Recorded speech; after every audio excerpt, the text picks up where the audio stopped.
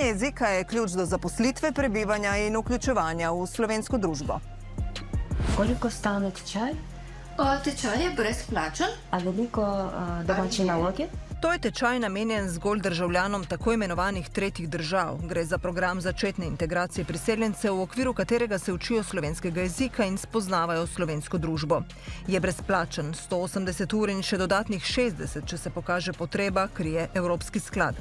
Vsako leto je udeležencev vse več. Leta 2022 se je slovenščine v tem programu učilo dobrih 2800 oseb, letos do konca septembra že več kot 4200.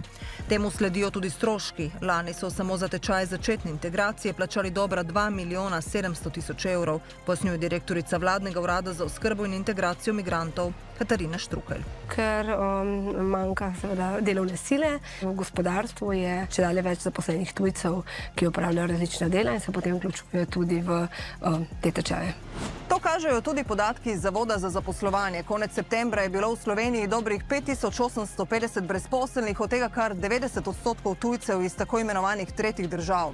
Za iskalce zaposlitve je znanje slovenskega jezika obveza. Zavod je samo lani za tečaj namenil skoraj 700 tisoč evrov. Drug razlog za množično obiskovanje tečajev je prebivanje. Če želi tujec ostati v Sloveniji, je dokazilo o znanju jezika pogoj.